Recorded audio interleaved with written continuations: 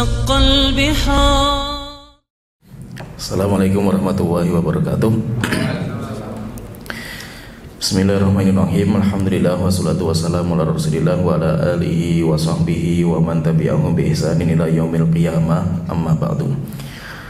Sidang jemaah, sahabat-sahabatku, semoga Allah Ta'ala senantiasa merahmati kita dan senantiasa memberikan kepada kita kesehatan dan waktu luang untuk aktivitas kita, dunia kita dan akhirat kita. Alhamdulillah kita berkumpul kembali di majelis ilmu kita, majelis untuk meningkatkan kualitas iman kita, kualitas takwa kita. Karena iman kita itu perlu kita update, perlu kita perbaiki kembali, perlu kita cek. Karena iman kita itu naik turun. Dan kita merasakan sebenarnya iman kita sedang naik. Rasanya ibadah itu lezat sekali. Dan terkadang iman kita itu sedang turun. Terasa ketika kita itu kok malas sekali untuk ibadah. Dan itu kita semuanya merasakan, naik turunnya iman kita itu terasa. Maka ketika iman kita itu sudah turun, hendaknya kita cas kembali seperti HP yang baterainya sudah drop, harus kita cas kembali. Maka di sini kita majelis di sini kita ingin mengecas iman kita masing-masing supaya iman kita tetap stabil, minimal kalaupun sedang turun tidak terlalu parah. Sedang jemaah yang dirahmati oleh Allah Ta'ala, ada sebuah hadis. Hadis ini bagus sekali. Dan hadis ini menggambarkan kepada kita tentang agama Islam itu apa. Nanti dalam hadis ini Rasulullah membahas tentang 5 perkara. 5 perkara yang sangat-sangat penting. Dan itu semuanya pembahasan tentang pondasi agama kita. Yaitu hadisnya Umar bin Khattab radhiyallahu anhu itu cerita. Beliau mengatakan, kami pernah duduk bersama Rasulullah. Tiba-tiba datang seseorang yang rambutnya itu hitam, yaitu menunjukkan dia itu rambutnya disemir, dan bajunya itu putih sekali, dan dia itu baunya wangi. Jadi tanda-tanda kalau dia itu bukan orang musafir, bukan orang luar kota, orang dalam kota, yaitu bukan bekas-bekas safar, bekas-bekas kerja, itu gak ada. Yaitu orang itu bajunya bersih, rambutnya rapi, baunya wangi. Tapi yang aneh, kata Umar bin Khattab mengatakan, tapi anehnya kita nggak ada yang tahu siapa dia gitu. Yaitu ini bukan penduduk Madinah, karena satu orang pun nggak ada yang tahu, nggak ada yang kenal. Cuma kalau dia itu dari luar kota, pasti tanda-tanda safar itu kelihatan. Biasanya orang safar itu bau, kemudian juga kusut rambutnya. Orang safar itu biasanya pakaiannya juga nggak bersih. Itu tanda-tanda orang safar. Tapi ini anehnya, orangnya itu kayak orang pribumi gitu loh, orang asli situ. Tetapi anehnya nggak ada di antara kita itu yang tahu. Tiba-tiba orang itu datang, langsung dia itu menyela-nyela tempat duduknya para sahabat. Rasulullah duduk, para sahabat itu berkumpul. Langsung orang itu menyela-nyela para sahabat untuk maju. Kemudian setelah itu duduk depan Rasulullah persis, kemudian nempelkan lutut sampai nempel dengan lututnya Rasulullah, dekat sekali. Setelah itu dia itu mengajukan 5 pertanyaan. 5 pertanyaan, yang 5 pertanyaan itu nanti akan dijawab sama Rasulullah, dan itu semuanya pondasi agama kita, 5 pertanyaan ini. Maka pertanyaan pertama yang dilontarkan sama orang ini, dia mengatakan, ya Muhammad, akhbirni anil Islam. Wahai Muhammad, wahai Rasulullah, tolong kabarkan kepada saya Islam itu apa. Maka Rasulullah SAW beliau mengatakan, al-Islam antasyhadu an la ilaha illallah wa anna Muhammadar Rasulullah, wa tuqimus shalah wa tu'ti zakat wa tasum Ramadan wa tahujjal baita in istata'ta ilaihi sabila. Rasulullah mengatakan Islam itu bersyahadat, kamu bersyahadat tiada la ilaha illallah, tiada sembahan yang berada disembah kecuali Allah Ta'ala, dan bahwasanya wa anna Muhammad dan Rasulullah, bahwasanya Nabi Muhammad itu adalah utusan Allah Ta'ala. Ini yang pertama. Wa tuqimus shalah, yang kedua kamu menegakkan sholat. Islam itu yang kedua kamu menegakkan sholat. Kemudian wa tu'ti zakat, kamu bayar zakat. Wa tasum Ramadan, puasa bulan Ramadan. Kemudian yang kelima, wa tahujjal baita in istata'ta ilaihi sabila, dan kamu menunaikan ibadah haji kalau mampu menempuh perjalanan sampai ke Mekah. Rasulullah menjelaskan di sini Islam itu ada 5: syahadat, sholat, zakat, puasa, haji. Setelah itu orang yang tadi bertanya, dia mengatakan sodakta, benar jawaban kamu ya Muhammad. Ya, dia mengatakan benar, berarti kayak orang ngetes. Akhirnya para sahabat bingung. Kata para sahabat, ini orang ini apa-apaan ini? Orang datang, duduk depan Rasulullah, tanya sama Rasulullah, Rasulullah menjelaskan, tiba-tiba orang itu mengatakan benar jawaban kamu Muhammad. Yaitu kayak orang tes saja gitu. Setelah itu dia tanya lagi. Pertanyaan yang kedua, ya Muhammad, akhbirni anil iman. Wahai Muhammad, tolong kabarkan kepada saya, tolong ajari saya iman itu apa. Maka Rasulullah SAW mengatakan, antu'mina billahi wa malaikatihi wa kutubihi wa rusulihi wal yawmil akhir wa tu'mina bil qadari khairihi wa syarrihi. Iman itu kamu beriman kepada Allah, malaikat, kitab, rasul, hari akhir, dan kamu beriman kepada takdir yang baik maupun yang buruk.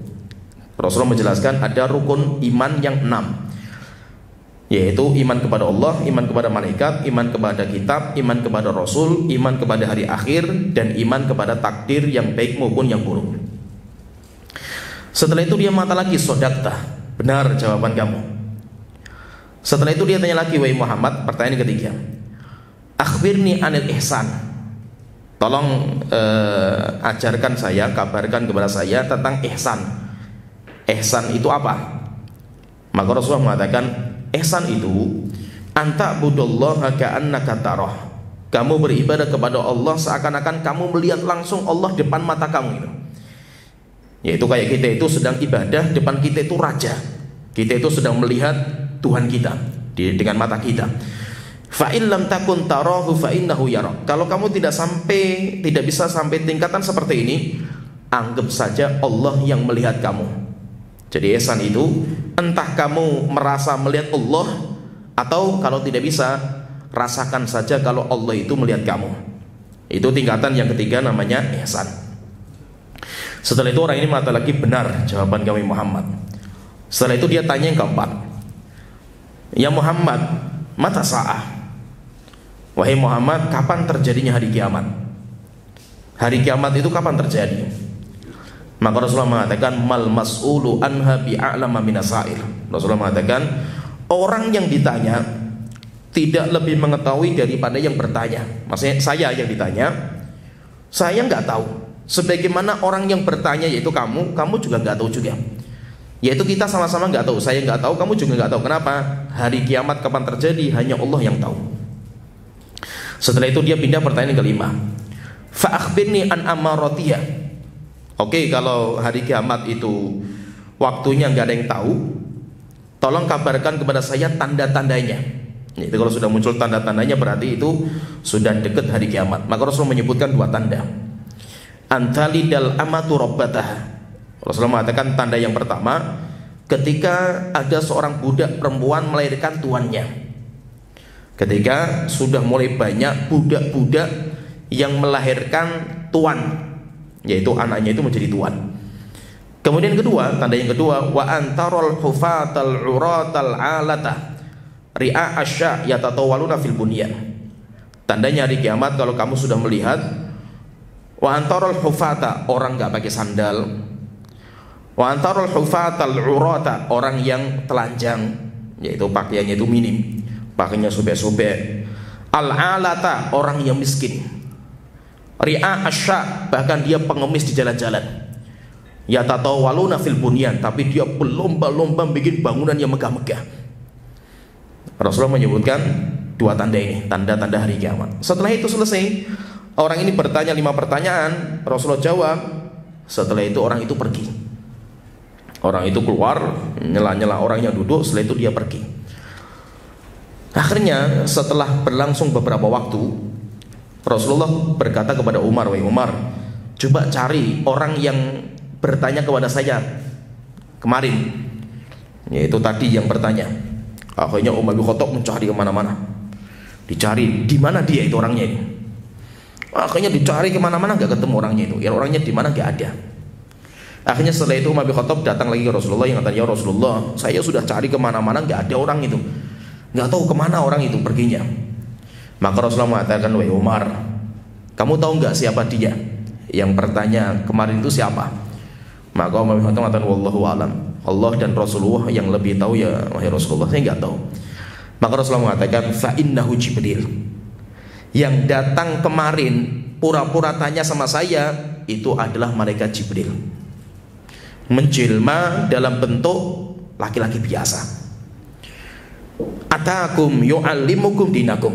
Malaikat Jibril datang ke sini untuk mengajarkan agama kalian. Untuk mengajarkan agama kalian. Berarti rupanya apa? Rupanya datang itu malaikat Jibril. Menunjukkan berarti apa? Malaikat itu bisa berubah bentuk. Malaikat itu bisa berubah bentuk dan malaikat itu bisa membaur bersama kita. Kemudian setelah itu rupanya metode malaikat Jibril pengen mengajarkan poin-poin penting dalam agama, pondasi inti dalam agama Islam itu dengan model tanya jawab. Sehingga memang diantara cara belajar yang terbaik itu tanya jawab. Itu cara yang terbaik. Nah di sini ada 5 poin penting dan ini yang insya Allah akan kita kupas nanti beberapa pertemuan di program kita di sini, yaitu ini poin-poin penting dalam agama kita, yaitu pembahasan tentang Islam, rukun Islam, kemudian pembahasan tentang iman atau rukun iman, kemudian ihsan, kemudian kapan hari kiamat, itu penting sekali, kemudian yang kelima tanda-tanda hari kiamat. Jadi ibaratnya gini, kalau kita bicara masalah agama, maka nanti agama itu bertingkat-tingkat. Agama itu nanti ada 3 tingkatan. Tingkatan yang pertama dinamakan dengan Islam. Orang yang muslim, dia sudah masuk dalam agama, berarti dia sudah masuk dalam agama, tapi tingkatan paling bawah. Nanti kalau dia sudah kuat Islamnya, maka nanti akan naik ke tingkatan berikutnya, dinamakan dengan tingkatan iman, yaitu Islam sudah masuk ke hati. Mungkin orang masuk Islam itu bukan karena hatinya. Banyak para sahabat yang masuk Islam itu karena harta. Mungkin ada orang masuk Islam karena dunia. Ada orang masuk Islam karena wanita. Ada orang yang masuk Islam karena ya warisan orang tua gitu. Sehingga kalau ditanya misalkan, kenapa kok Anda itu muslim itu? Ya karena bapak saya muslim gitu. Sehingga Islam itu nggak masuk ke hati gitu, belum masuk. Tapi Anda sudah dihukumi sebagai orang Islam. Bahkan banyak di antara kita itu KTP-nya muslim kan gitu. KTP-nya Islam, walaupun Islam nggak sama sekali dirinya itu bukan orang muslim gitu. Cuma KTP-nya Islam. Jadi Islam itu yang penting zahir. Anda itu beragama Islam, nisbat kepada Islam, berarti Anda sudah muslim. Tapi nanti kalau kita belajar lagi tentang Islam kita, belajar lebih dalam, akhirnya mulai masuklah Islam itu di hati kita. Ketika sudah masuk dalam hati kita, akhirnya disitulah mulai muncul namanya iman. Jadi iman itu tingkatan berikutnya. Islam naik lagi, setelah itu iman. Kalau kita itu sudah mukmin kepada Allah, mukmin kepada malaikat, beriman kepada hari akhir, beriman kepada semua rukun-rukun iman, setelah itu mulai nanti akan terasa kalau kita itu diawasi sama Allah Ta'ala. Sehingga kayak ada CCTV yang mengawasi kita dimanapun kita berada. Kita yakin bahwasanya kalau kita mati, urusan itu nggak selesai. Bukan berarti kalau kita mati, bunuh diri, seakan-akan masalah semuanya selesai. Tidak. Kita sadar bahwasanya Allah memantau kita semua. Bahwasanya semua ucapan yang saya keluarkan dicatat sama 2 malaikat, yang kanan dan di kiri, semuanya terdata semua. Dan semuanya akan ada pertanggungjawaban nanti di hari kiamat. Sehingga di hari kiamat prosesnya panjang, ada surga dan neraka, dan semua yang kita kerjakan semuanya dibongkar semuanya nanti di hari kiamat. Akhirnya orang itu mulai mawas diri. Orang itu mulai diawasi oleh Allah Ta'ala. Nah, maka nanti dari iman itu naik lagi tingkatan yang lebih tinggi lagi, dinamakan dengan tingkatan ihsan. Ya, berarti ya Islam itu yang penting antum syahadat asyhadu alla ilaha illallah wa asyhadu anna muhammadar rasulullah. Kalau Anda sebelumnya orang non muslim, ya berarti tinggal di KUA. Datang ke KUA atau ngomong di depan ustaz saya mau masuk Islam, ya sudah syahadat. Orang tinggal ngomong asyhadu alla ilaha illallah wa asyhadu anna muhammadar rasulullah, muslim. Dia muslim, nanti KTP-nya Islam, keluar KTP Islam. Walaupun terkadang nggak sholat, nggak pernah puasa, nggak tahu Islam sama sekali. Yang penting dia KTP-nya Islam, sudah dihukumi sebagai orang muslim. Tapi apakah iman itu sudah masuk dalam hati? Sudah muslim, Islam sudah masuk? Belum. Nah itu orang-orang Badui yang baru masuk Islam. Mereka masuk Islam, mereka mengatakan qalu amanna, kami sudah masuk, kita sudah beriman wahai Rasulullah. Maka Allah telah mengatakan qul lan tu'minu, katakan wahai Rasulullah kepada mereka, kalian belum beriman. Walakin qulu aslamna, katakan kami baru masuk Islam. Kenapa kok kalian itu belum beriman? Walamma yadkhulul imanu fi qulubikum. Kenapa? Karena iman belum masuk di hati kalian. Ada orang yaitu ketika perang antara para kaum muslimin dengan orang kafir. Ada orang kafir yang paling banyak membunuh kaum muslimin. Orang kafir itu dipantau sama seorang sahabat namanya Usama bin Zaid. Ini paling banyak membunuh ini. Enggak main-main berarti. Akhirnya apa? Dipantau terus sampai terdesak, dikejar sama Usama bin Zaid, sama dua orang, Usama bin Zaid sama satu orang Ansor. Usama bin Zaid bawa pedang, orang Ansor bawa tombak. Sampai akhirnya dia lari, dikejar sama dua orang, sampai terdesak, sudah nggak ada tempat lari. Orang Ansor sudah ngangkat tombak, Usama bin Zaid sudah menaikkan pedang, langsung dia ngatakan asyhadu alla ilaha illallah wa asyhadu anna muhammadar rasulullah. Akhirnya orang Ansor sudah gak jadi menombak, akhirnya tarwis dia saudara kita sudah masuk Islam. Usama bin Zaid gak terima, akhirnya kok disabet dengan pedang sampai mati dia itu. Beritanya sampai ke Rasulullah. Rasulullah marah sama Usama bin Zaid. Rasulullah mengatakan, Usama, apakah kamu membunuh orang yang sudah membaca la ilaha illallah? Usama mengatakan, ya Rasulullah, kan mungkin dia mengatakan itu bukan karena ikhlas dalam hati kan itu, dia mungkin mau mati kan itu. Rasulullah mengatakan enggak, tetap dia itu sudah muslim. Urusan hati itu urusan nanti gitu. Kenapa? Karena Islam itu sampai masuk dalam hati kita, sampai Anda itu cinta sama Islam, itu butuh proses lama, butuh belajar. Lah sayangnya di negeri kita, di Indonesia ini, orang muslim mayoritas Indonesia itu terbesar di dunia gitu. Tapi mereka jarang belajar. Sehingga kalau ditanya Islam itu apa sih? Ya nggak tahu, yang penting Islam itu ya saya muslim, ya sholat, puasa dan yang lainnya itu. Akhirnya apa? Dia nggak terlalu cinta sama Islam dia itu. Dan orang seperti ini biasanya mudah goyang. Nanti dengan iming-iming perempuan, dengan iming-iming harta, jabatan, dia akan menjual agama dia. Dan itu diantara tanda-tanda hari kiamat seperti itu. Di antara tanda-tanda hari kiamat ketika nanti akan muncul orang-orang yang mudah menjual agama. Kenapa? Karena dia nggak cinta. Agama itu nggak masuk ke hatinya gitu.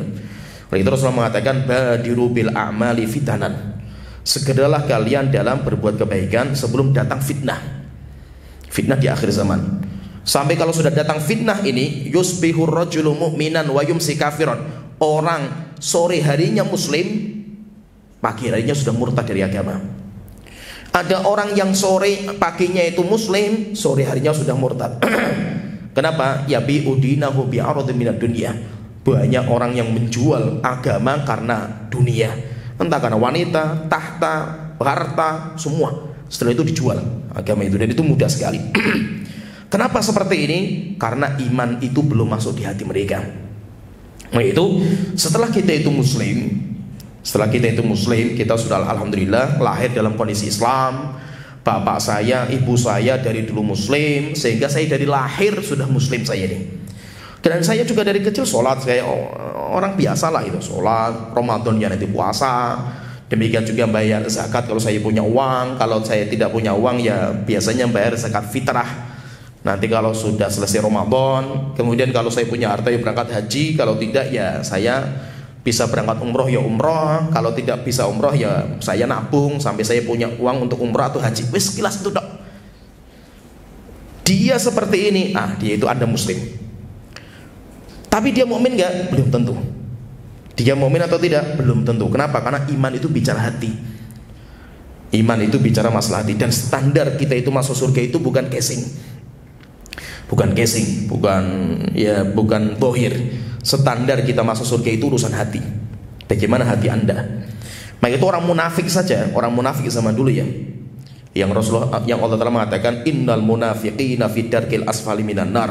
Orang-orang munafik mereka di keraknya neraka jahanam.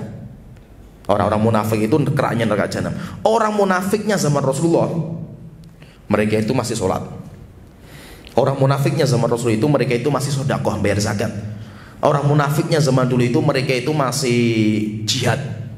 Bahkan kalau sholat Jumat, sholat yang nampak, yang siang, sholat Jumat, duhur, asar, yang kelihatan itu, mereka itu di sholat pertama orang-orang munafik ini. Baik, terus Rasul sampai mengatakan afqalus sholat alal munafikin sholatus subhi wa sholatul isya. Sholat yang paling berat bagi orang munafik sholat subuh dan isya. Kenapa? Karena gelap. Kan mereka itu hatinya kufur, cuma menampakkan Islam. Akhirnya ketika sholatnya itu gelap, isya dan subuh, akhirnya mereka itu malas-malasan, tapi masih sholat mereka itu. Coba bayangkan, orang munafik zaman dulu masih seperti ini. Kalau misalkan Rasulullah melihat orang zaman sekarang, orang Indonesia misalkan itu, Muslim sholat nggak pernah gitu, puasa nggak pernah gitu. Bahkan sholat Jumat saja tidak. Biasanya itu sholatnya ketika Idul Fitri misalkan itu. Nggak tahu itu julukannya apa kan itu. Munafiknya zaman dulu saja nggak seperti itu gitu. Berarti menunjukkan apa? Menunjukkan bahwa yang menjadi PR bukan bagi kita itu bukan Islam. Insya Allah Anda sudah tahulah sholat, puasa itu sudah insya Allah sudah biasa Anda kerjakan. Tapi yang menjadi PR kita itu mukmin atau tidak sebenarnya itu? Kita itu mukmin apa tidak sih kita itu? Nah itu menjadi PR kita. Itu menjadi PR kita. Maka itu di pembahasan kita di program kita itu, yaitu kita akan membahas masalah iman. Kenapa? Kalau Islam itu insya Allah kita sudah banyak tahu lah itu, tapi iman yang akan kita kupas. Nah iman itu kita sudah pahami bahwa iman itu ada rukun. Rukun-rukun itu kayak pilar-pilarnya ya. Rukun itu pilar. Kalau itu hilang satu pilar, bangunan itu akan roboh semua. Dan iman itu ada 6 rukun. Rukunnya ada 6. Iman kepada Allah, iman kepada malaikat, iman kepada kitab, kepada Rasul, kepada hari akhir, dan iman kepada takdir yang baik maupun yang buruk. Itu semuanya di hati. Letaknya semuanya di hati. Nah sekarang kita kupas sedikit ya. Kita kupas sedikit. Sebenarnya tema kita pembahasan itu iman kepada malaikat. Cuma kita sedikit kupas secara ringkas iman kepada Allah dulu sedikit. Setelah itu kita masuk iman kepada malaikat. Iman kepada Allah, ini fahami, tidak akan sah, tidak akan benar iman kita kepada Allah sampai kita percaya 4 perkara.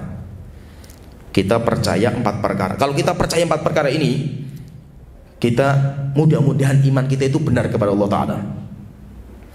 Kalau kita tidak beriman 4-4-nya, atau satu kita nggak beriman, maka berarti kita itu sebenarnya belum mukmin. Kita itu belum beriman kepada Allah Ta'ala. Apa yang kita imani tentang Allah Ta'ala? Ada 4 perkara. Yang pertama, beriman kepada wujud Allah Ta'ala. Allah itu ada, walaupun mata saya belum pernah melihat. Walaupun saya itu belum pernah melihat, tapi saya yakin Allah itu ada. Ini yang pertama, iman kepada wujud Allah Ta'ala. Yang kedua, beriman kepada rububiyah Allah, bahwasanya Allah itu Tuhan saya dan Tuhannya alam semesta. Allah itu. Ini yang kedua. Yang ketiga, beriman kepada sifat uluhiyah Allah, bahwasanya Allah itu karena dia Tuhan saya, maka Allah itu yang berhak saya sembah satu-satunya. Saya tidak boleh menyembah kepada selain Allah Ta'ala. Yang keempat, kita harus beriman kepada nama-nama dan sifat-sifat Allah Ta'ala. Rupanya Allah itu punya nama. Nama Allah namanya Asmaul Husna. Dan Allah itu juga punya sifat Allah dinamakan dengan sifatul ula. Al-asma'ul husna wa sifatul ula. Allah punya nama-nama dan Allah juga punya sifat-sifat. Sedikit kita kuas secara ringkas ya. Ini masalah 4 ini secara ringkas saya sebutkan. Yang pertama, kita beriman kepada wujud Allah Ta'ala. Allah itu ada. Allah itu ada. Dan kita semuanya percaya. Bahkan keberadaan Allah itu sudah Allah fitrahkan dalam hati semua orang. Maka ateis itu, mereka itu gak normal. Mereka orang sombong yang berjuang untuk menghapus fitrah mereka. Bahkan ada sebuah penelitian, saya pun takjub juga, kaget masa dengan penelitian ini, karena ini orang kafir yang meneliti, bukan orang muslim. Jadi ada seorang penelitian, mereka meneliti sebuah pulau-pulau pedalaman di Amazon, hutan Amazon. Di Indonesia juga sempat datang ke Indonesia, badui-badui yang di pedalaman, yang nggak pernah interaksi dengan dunia luar, semua mereka mempercayai akan adanya zat yang mengatur diri mereka. Jadi mereka itu percaya, sehingga mereka itu menyembah sesuatu gitu. Cuma karena mereka itu nggak kenal agama, tidak ada informasi masuk ke sana, tidak ada nabi yang tutup kepada mereka, akhirnya mereka itu menyembah roh nenek moyang, animisme, dinamisme nanti mereka itu. Cuma tidak ada, kata penelitian mereka mencari hampir semua suku-suku pedalaman, tidak ada satupun dari mereka yang ateis, tidak percaya Tuhan, itu nggak ada. Berarti apa? Berarti fitrah, setiap kita itu fitrahkan, kita itu semuanya percaya tentang Allah Ta'ala. Kalau orang bertanya misalkan, kayak sempat viral di Indonesia karena tokoh besar ada orang Indonesia itu yang mengingkari tentang Tuhan, yaitu yang katanya nanti ada surga, katanya ada neraka. Mana Tuhan, gak pernah kita lihat. Demikian juga surga, neraka gak pernah kita lihat. Maka kita katakan, jika sesuatu yang Anda percaya itu harus Anda lihat, rupanya banyak sekali perkara yang gak kelihatan dengan mata kita.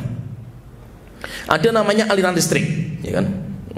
Ada namanya aliran listrik. Anda bisa melihat dengan mata Anda nggak itu? Nggak kelihatan. Contohnya misalkan, kita dalam diri kita itu ada ruh, dan kita percaya kalau roh kita keluar mati kita ini. Pertanyaan, roh Anda itu warnanya apa? Bentuknya seperti apa? Nggak bisa terindra. Berarti apa? Banyak perkara yang indera kita itu nggak bisa menerawang gitu.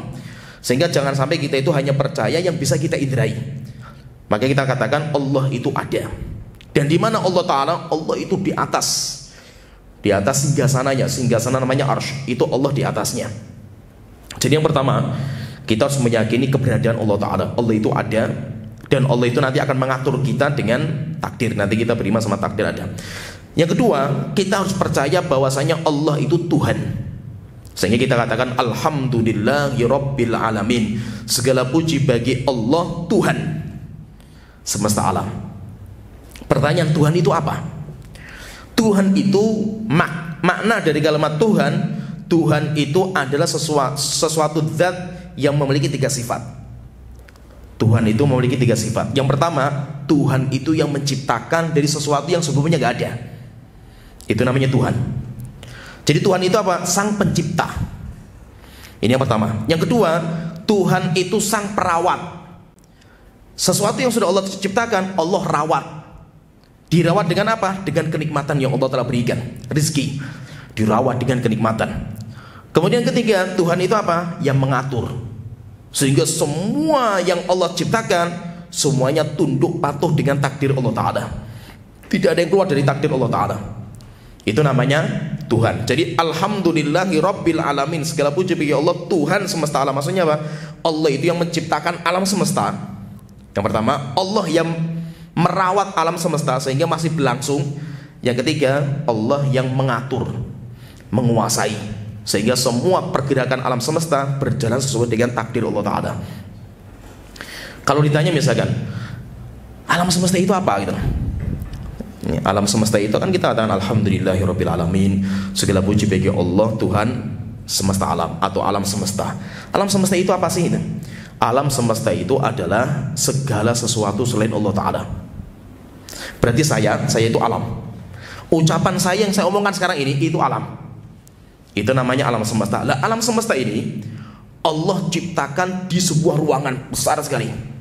Ada ruangan besar namanya ruangan alam semesta. Semua makhluk berkumpul di sini semua.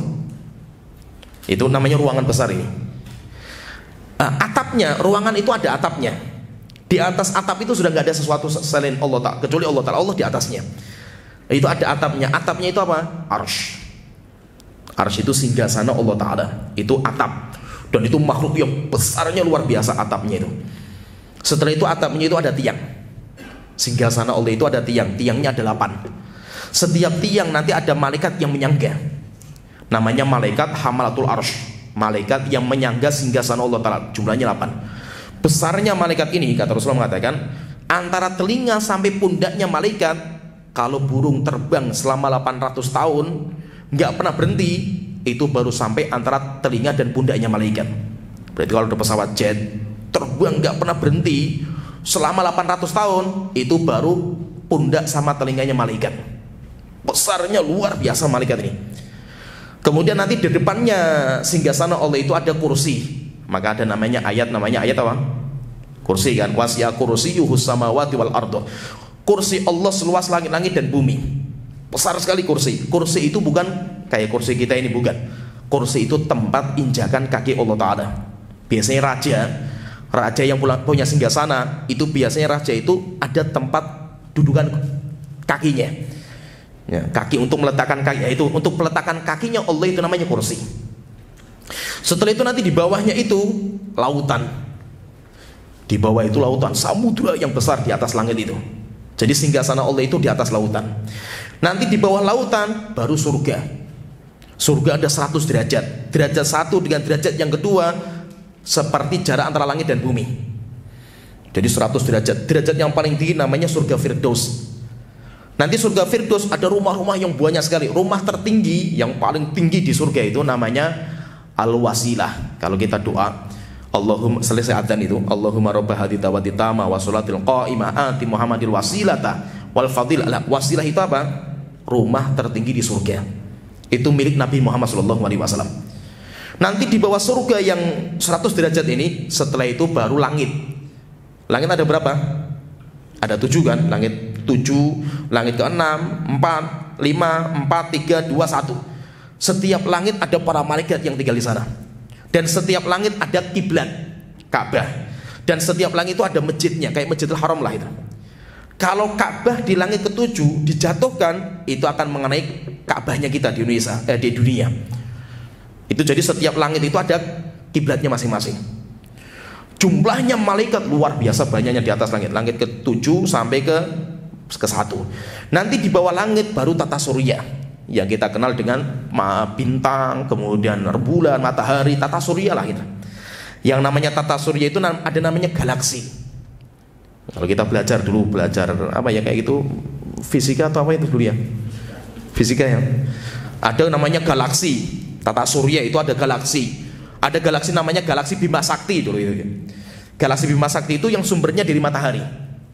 Yaitu nanti ada planet-planet yang memutari matahari. Itu namanya galaksi Bima Sakti. Rupanya di alam semesta itu, kata para ilmuwan, itu ada ribuan galaksi. Luar biasa besarnya itu. Nanti baru di bawah tata surya. Bagi kalau kita lihat dengan mata kita langit, ada bintang, matahari, rembulan, itu belum sampai ke langit pertama. Itu baru di tengah-tengah. Langit pertama itu ada pintu gerbang. Tidak boleh seorang pun bisa masuk ke sana, dan nggak mungkin bisa masuk. Nanti setelah itu baru di bawahnya ini tata surya ini baru bumi yang kita injak. Nanti bumi ada 7 lapisan. Nanti di bawah bumi baru neraka. Neraka pun nanti kan bertingkat-tingkat sampai paling bawah namanya neraka jahanam. Lah ini semua ini itu namanya alam semesta. Allah sebagai Tuhan alam semesta, maksudnya apa? Allah yang menciptakan semuanya, Allah yang mengurus semuanya, dan Allah yang menguasai semuanya. Itu namanya Tuhan. Kemudian yang ketiga yang harus kita imani tentang Allah Ta'ala, kita beriman tentang sifat uluhiyah, bahwasanya Allah itu zat satu-satunya yang berhak untuk disembah. Nah itu kita katakan dalam ucapan kita, La ilaha illallah. Nah sekarang saya tanya, La ilaha illallah itu artinya apa? Artinya apa? Tiada Tuhan selain Allah Ta'ala. Ini salah fatal ya, ini arti seperti ini salah fatal, tapi sudah menjadi budaya kita. Jadi kalimatnya itu la ilaha illallah, ilah, la ilah, bukan la robbah. Kan kita tadi katakan alhamdulillahi rabbil alamin, segala puji bagi Allah. Rob itu artinya apa? Tuhan, alamin, semesta alam. Jadi kalau Tuhan itu bahasa Arabnya Rob, bahasanya Rob. Tapi kalau ilah itu kayak surat An-Nas, Qul a'udzu birabbin nas, katakan aku berlindung kepada Tuhannya manusia. Rob, Tuhan. Malikin nas, rajanya manusia. Ilahin nas, ilah, sesembahan. Kita kalau baca surat An-Nas nanti silakan dibuka ya, surat An-Nas itu Allah sebutkan antara Rabbin nas dan ilahin nas. Rabbin nas Tuhan manusia, ilahin nas sesembahan manusia. Nah sekarang kita tanya, kalimatnya itu la robba illallah. Kalau la robba berarti terjemahnya tiada Tuhan kan. Rob itu kan Tuhan. Atau la ilaha illallah. Rupanya kalimatnya itu la ilaha. Ilah itu kayak ilahin nas. Ilah itu apa? Sesembahan, bukan Tuhan. Sesembahan, bukan Tuhan. Nah, sekarang pertanyaan di sini, sedikit saya kupas sedikit ya. Terus Ustadz, bedanya apa sih antara Tuhan dan sesembahan? Kan sama saja, itu berkaitan masalah Allah. Beda. Fahami di sini, fahami. Masih saya berpikir untuk ya mengajak berpikir sedikit, atau kita intinya kayak kita itu bongkar mindset kita. Karena ini masalah keyakinan kita, ini nggak main-main itu. Jadi gini, ada Allah sebagai sang khalik, sebagai sang pencipta kita, ada kita sebagai sang makhluk. Perbuatan Allah kepada kita, Allah menciptakan kita, Allah memberikan rezeki kepada kita, Allah mematikan kita, perbuatan Allah kepada kita, Allah mengatur kita, Allah mentakdirkan kita. Perbuatan Allah kepada kita namanya sifat ketuhanan. Bisa dipahami ya, paham ya? Perbuatan Allah kepada makhluk, Allah menciptakan makhluk, Allah mengatur makhluk, Allah ngasih rezeki kepada makhluk. Perbuatan Allah kepada makhluk itu namanya sifat ketuhanan. Sedangkan perbuatan makhluk kepada Allah, kitanya sebagai makhluk, kita sholat kepada Allah Ta'ala, kita berdoa kepada Allah Ta'ala, kita menyembah Allah. Perbuatan makhluk kepada Allah namanya sifat peribadatan. Gimana, bisa dipahami ya? Bisa dipahami ya sedikit ya. Jadi coba bayangkan ini, ada dua jalur yang berbeda. Ini ada Allah, ada makhluk. Allah berbuat kepada makhluk, itu namanya sifat ketuhanan Allah Ta'ala. Makhluk berbuat untuk Allah, namanya sifat peribadatan kepada Allah Ta'ala. Bisa dipahami ya sedikit ya. Lah sekarang di sini la ilaha illallah itu yang dibahas perbuatan Allah kepada makhluk atau perbuatan manusia makhluk kepada Allah Ta'ala. Maka yang dibahas dalam kalimat la ilaha illallah bukan perbuatan Allah kepada makhluk, bukan. Tapi yang dibahas dalam kalimat la ilaha illallah perbuatan makhluk kepada Allah. Bisa digambar ya, paham ya? Sehingga artinya bukan tiada Tuhan. Kalau Tuhan itu perbuatan Allah kepada makhluk, tapi diartikan dengan kalimat tiada sesembahan yang berhak disembah kecuali Allah Ta'ala. Pertanyaan lagi, lah terus apa sih, ngapain kita ribet-ribet membedakan itu gitu? Bedakan di sini ya. Kalau seandainya la ilaha illallah itu artinya tiada Tuhan selain Allah, maka iblis itu mukmin, dia itu. Iblis itu muslim. Abu Jahal, Abu Lahab, mukmin semua mereka itu. Kenapa? Karena iblis itu walaupun keluar dari neraka, keluar dari surga ya, iblis itu ngomong kepada Allah masih mengatakan Robbi bima aghwaytani. Iblis memanggil Allah dengan Tuhan, dengan kalimat Allah, wahai Tuhanku. Iblis masih mengakui Allah sebagai Tuhan yang menciptakannya, yang mengatur dia, itu adalah Allah Ta'ala. Tapi iblis itu kafir, kekal neraka jahanam. Kenapa? Karena iblis itu kufurnya bukan masalah ketuhanan. Dia masih mempercayai Allah sebagai Tuhan, tapi kufurnya iblis itu ketundukan dan kepatuhan kepada Allah Ta'ala. Gimana bisa dipahami ya? Paham ya? Contohnya misalkan Abu Jahal, Abu Lahab yang memusuhi Nabi Muhammad, sampai memerangi Rasulullah, sampai mengusir Rasulullah, berkali-kali membunuh Rasulullah.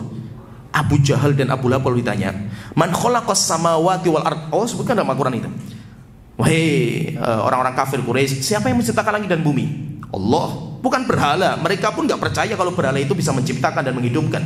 Enggak, mereka itu yakin yang menciptakan itu Allah. Siapa yang menurunkan air hujan? Allah. Siapa yang mengatur alam semesta? Allah. Mereka juga percaya itu. Pertanyaan, selama ini ngapain mereka itu ke berhala, menyembah berhala? Mereka ke berhala itu bukan untuk meyakini berhala yang menciptakan, menghidupkan, mematikan, bukan. Tapi mereka itu minta kepada berhala, minta. Mereka itu menyembelih kepada berhala. Tujuan mereka apa? Supaya berhala itu menyampaikan kepada Allah Ta'ala. Sehingga intinya keempat ya, ketiga yang harus kita yakini tentang Allah Ta'ala, Allah itu satu-satunya zat yang harus kita sembah. Itu namanya sifat uluhiyah, yaitu yang dimaksud dengan kalimat la ilaha illallah. Dan di sini itu yang membedakan antara muslim dan kafir. Di sini yang nanti membedakan antara pengikutnya Rasulullah dan kafir Quraisy. Di sini nanti akan membedakan penghuni surga dan neraka itu dalam masalah ibadah. Baik itu Allah menciptakan manusia tujuannya bukan masalah ketuhanan, karena semuanya mereka percaya. Nah itu Allah termatakan wa ma khalaqtul jinna wal insa illa liya'budun. Tidaklah kami menciptakan jin dan manusia kecuali untuk ibadah. Nah, jadi Allah itu satu-satunya yang berhak disembah. Kemudian keempat yang terakhir tentang masalah iman kita kepada Allah Ta'ala. Yang keempat, kita harus beriman Allah itu punya nama dan Allah itu punya sifat. Nama Allah dikenal dengan Asmaul Husna. Kalau ditanya nama Allah itu jumlahnya berapa? Nah sekarang saya tanya, Asmaul Husna itu jumlahnya berapa? 99 ya. Itu 99 yang Allah turunkan ke bumi. Nama Allah itu enggak terhingga. Nah itu kalau kita baca doanya Rasulullah pernah berdoa, Allahumma inni as'aluka bikulli ismin huwa lak. Wahai Tuhanku, saya meminta kepada Engkau dengan perantara semua nama yang Kau miliki. Samaita bihi nafsak, yaitu apa? Nama yang Engkau namakan untuk diri Engkau sendiri di Al-Quran. Yaitu yang Allah itu menyebutkan namanya, Dia itu namanya ini Ar-Rahman, Ar-Rahim, yang Allah menyebutkan sendiri. Au 'allamtahu ahadan min khalqik, atau yang kedua, yang Engkau ajarkan nama itu kepada makhluk yang Engkau inginkan. Yaitu siapa itu? Nabi kita Muhammad SAW. Rasulullah menyebutkan beberapa nama untuk Allah Ta'ala. Kemudian yang ketiga, Allah Ta'ala mengatakan wa masta'tsarta fi ilmil ghaibi indak, atau nama-nama yang masih Engkau sembunyikan wahai Tuhanku. Jadi ada nama Allah itu yang disembunyikan, sehingga nanti Asmaul Husna itu jumlahnya banyak sekali. Tapi memang yang diturunkan ke bumi kepada kita itu 99. Ar-Rahman, Ar-Rahim, Al-Ghaffar, Ar-Razzaq, dan yang lain banyak sekali. Kemudian yang kedua, Allah itu juga memiliki sifat. Allah itu punya sifat, dan sifat Allah nanti terbagi menjadi dua, kayak sifat kita. Jadi sifat kayak sifat kita. Saya itu punya dua sifat.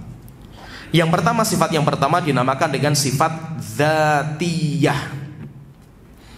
Ini pahami bahasanya ya. Dzatiyah, yaitu apa? Sifat yang menempel pada zat, sehingga setiap saya ada, sifat itu akan menyertai saya, tidak bisa dilepaskan.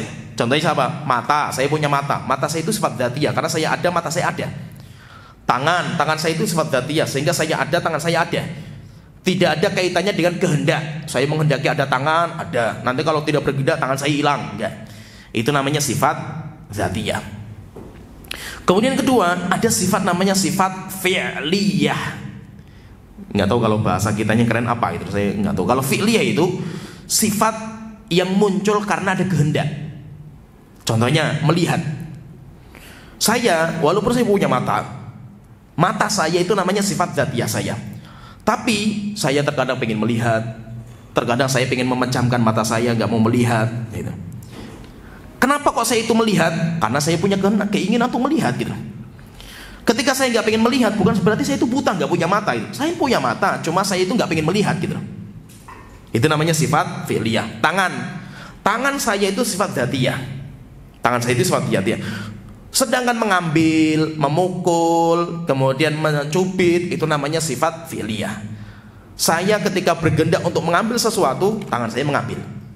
Itu namanya sifat fi'liyah, yang ada karena kehendak. Bisa dipahami ya, paham ya? Maka itu Allah itu juga punya ini. Allah punya tangan. Tangan Allah ada berapa? Ada dua. Bal yadahu mabsuutatan. Allah telah berfirman sendiri, kedua tangan Allah terbentang luas. Berarti Allah punya dua tangan. Allah punya dua tangan. Allah Ta'ala juga punya mata. Allah Ta'ala berfirman, tajri bi a'yunina, berjalan kapalnya Nabi Musa itu dengan mata kami. Demikian juga Allah juga punya kaki. Nanti ketika neraka jahanam itu masih ada yang kosong, Allah memasukkan kakinya sampai akhirnya neraka jahanam itu penuh. Berarti maksudnya itu apa? Allah itu punya nama-nama yang banyak sekali. Allah Ta'ala juga punya sifat-sifat yang mulia. Maka kalau kita mau beriman kepada Allah itu, ya ini 4 perkara ini. Kita beriman kepada wujud Allah Ta'ala, kita beriman kepada sifat rububiyah, ketuhanan Allah Ta'ala. Yang ketiga, kita beriman tentang sifat uluhiyah, Allah satu zat yang berarti sembah dengan semua model peribadatan kita. Kalau kita palingkan ibadah kita kepada selain Allah Ta'ala, itu namanya dinamakan dengan perbuatan syirik. Syirik itu apa? Ketika kita menyembah kepada selain Allah Ta'ala, mau itu kuburan, atau pohon besar, atau keris, atau ake, raja, itu semuanya nanti masuk dalam bentuk kesyirikan. Kemudian nanti yang keempat yang harus kita yakini bahwa Allah itu memiliki nama dinamakan Asmaul Husna, dan Allah juga memiliki sifat-sifat yang sempurna dinamakan dengan Sifatul Ula. Ini secara ringkas pembahasan masalah iman kepada Allah Ta'ala. Maksudnya ini baru ya ibaratnya itu pancingan saja. Saya sampaikan secara ringkas ini. Saya ringkas-ringkaskan itu pancingan. Maksudnya apa? Oh, rupanya masalah iman kepada Allah itu masih banyak yang belum kita pelajari. Ini baru saya sampaikan secara ringkas sekali itu. Kita kalau mau bongkar masalah ini itu memang butuh waktu yang lama sekali. Tapi maksudnya itu apa yang saya sampaikan sebagai percikan saja, sebagai motivasi. Mari kita itu belajar kembali. Belajar kembali. Memang Anda mungkin sudah muslim sejak Anda lahir. Tetapi yang menjadi pertanyaan, apakah Islam sudah masuk di hati Anda atau belum? Itu yang menjadi PR kita. Kalau belum masuk, ya berarti harus kita dalami lagi agama kita, supaya kita itu nanti Islam itu benar-benar masuk di hati gitu. Kalau Islam sudah masuk di hati, rasanya lezat sekali Islam itu. Islam itu rasanya lezat. Nah itu kalau kita sudah muslim sejati, mau kita diuji dengan ujian apa saja itu rasanya lezat, enak. Nah orang muslim itu semuanya bahagia. Nggak mungkin orang muslim itu sedih, stres. Kenapa? Karena Islamnya itu sudah masuk di hatinya, sehingga dia itu akan mendapatkan kebahagiaan yang sejati dan abadi. Ya mungkin sampai di sini. Ini maaf, ini pembahasan ringkas sekali. Pembahasan ringkas karena memang ini kalau kita kupas butuh waktu lama. Tapi mudah-mudahan bapak-bapak, ibu-ibu semuanya, ayo kita belajar lagi masalah keimanan kita, karena ini jarang dikupas. Keimanan itu jarang dikupas. Tapi kalau masalah Islam, sholat, kemudian puasa, sering sekali lah Anda dengar, sering sekali. Tapi pembahasan iman, ini baru kita bahas iman kepada Allah Ta'ala. Belum nanti kita iman kepada malaikat. Iman kepada malaikat itu kayak apa gitu. Nanti kita gambarkan juga secara detail malaikat itu kayak apa. Nanti iman kepada hari kiamat, kayak apa ngerinya hari kiamat, tanda-tanda hari kiamat kayak apa. Tadi saya sebutkan cuma 2 saja. Kemudian nanti iman kepada takdir. Takdir itu apa gitu. Ya, takdir itu apa? Kalau saya punya anak atau saya itu sekarang kecelakaan, itu takdir. Takdir itu maksudnya apa gitu. Nanti kita kupas semua, karena ini masalah hati semuanya kita kupas ini. Kalau ini kokoh dalam hati kita, insya Allah syariat itu mudah, yaitu Islam itu mudah. Kenapa? Karena Islam itu lebih mudah daripada masalah iman. Ya sampai di sini mudah-mudahan bisa bermanfaat. Wa akhiru da'wana alhamdulillahirabbil alamin. Assalamualaikum warahmatullahi wabarakatuh.